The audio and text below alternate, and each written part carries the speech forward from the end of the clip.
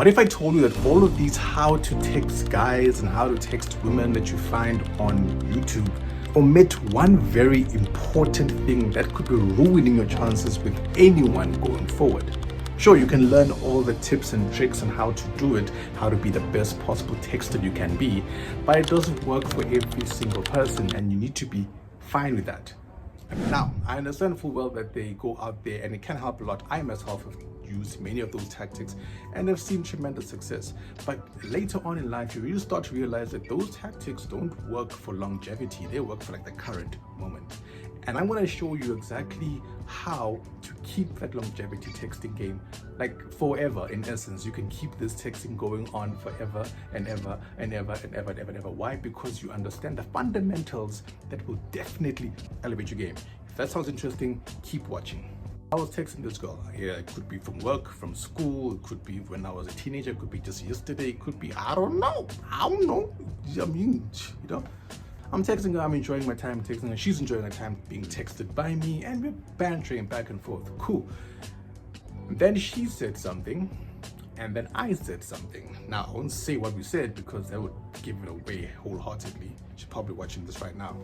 And after I said what I said, it's ghosts, it's crickets, man. It's curtains. And I'm like, okay, she left me in red. She went on to do her life, whatever she went to go do, right? Now, I'm not even sure what's going on anymore. I'm like, okay, now look, in this time you live in your life, you don't have to be waiting hand and foot for texting everybody, right? Chill. But now I'm like puzzled because we were talking and then it's cold turkey for like a few days. Now, I don't know what happened. I'm like, okay, I'm not gonna text again. So I'm just gonna move on.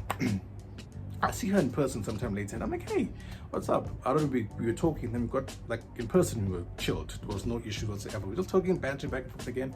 Then somehow the topic went on to the last text we had. And then she's like, oh yeah, no, I didn't like what you said to me. And I'm like, how?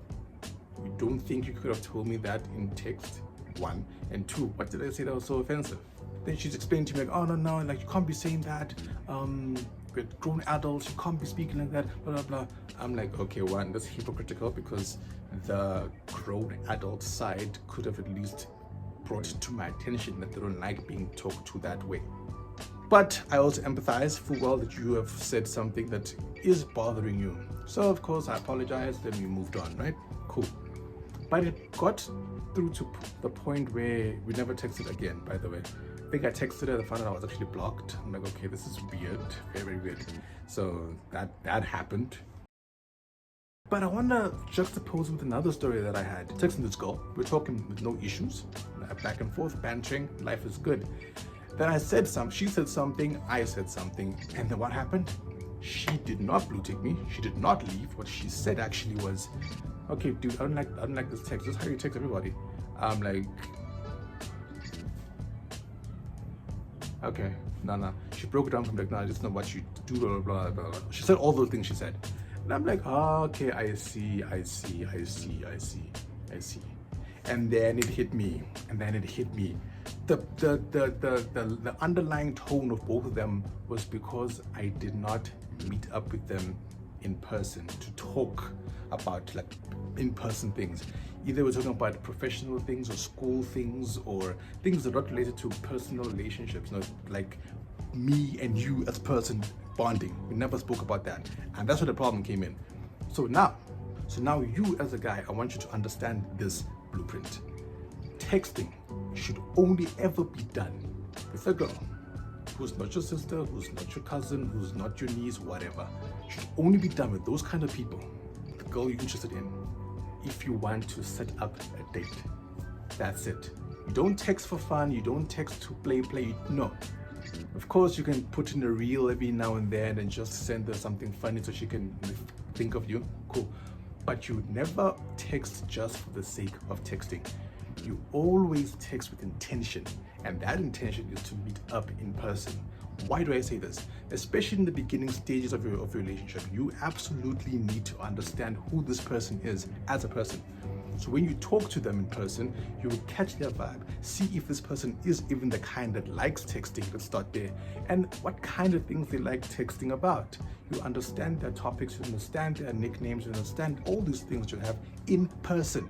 you will build a connection. So when you get back to the texting, you can now write off the conversation you had while you were talking in person. Once the conversation dies, then it dies. You do not try and bring it back up, but no, it's dead. It faded off naturally. You keep it like that. If you want to talk to them again, maybe a quick text, or what's this thing, a reel you send, something that reminds you of them, you send it to them just for fun. You don't try to just talk for talking's sake. If there's nothing to talk about, there's nothing to talk about. And if you want to talk to them so badly, you text again and say, hey, when next you free? I want to try going bowling, for example. And then, not like that, of course, that's a bit cringe, but you have to initiate a date. As a man, you initiate the date, and then you will see that she'll be more willing to hang out with you because, one, you vibe very well on the first date, hopefully. Two, you actually enjoyed each other's company, that she's willing to keep talking to you. Once you have all that sorted, then you can now start meeting up in person, and the texting can carry on from conversations in person, and texting will lead to conversations in person, conversation in person will lead to texting, and it will be that kind of cycle back and forth, and you'll be able to enjoy each other's company. Now, if you already have, that's for someone that you absolutely want to have romantically. But if it's someone like a friend or so, it doesn't really matter how you text them, because they know you fully, they understand you fully, and they want to even see your darker sides, That's where you can just be yourself and talk. But if it's someone romantic interest, you need to get who they are as a person first before you start to get texty with them. So to summarize, what you have to do is understand who the person you want to meet up with is first in person. Use that information to build up texting rapport and enjoy each other's company that way. That will lead to more dates lead to more texting, and back and forth, and you're good to go. Right? That's the basis of it. There's a whole formula you can follow. That's where you can start following all those other guys, that how to open up the chats, how to text, all those things. If you want a full in-depth guide on things like that, give me a comment below that I want to know how to text better. Just put it there. I'll make a video on an entire playlist on how to text, the kind of energy you should be giving while doing that whole thing. But once you understand how they are in person, all the other things should come naturally. But if you want more details, comment below, let me know. And of course, being a man is not only about texting. There are different aspects to it that you need to completely understand. That's why I would say watch this video up here to see more of those traits, and subscribe down here if you haven't subscribed already. I want to see you guys succeed. So click on that video. I'll see you there.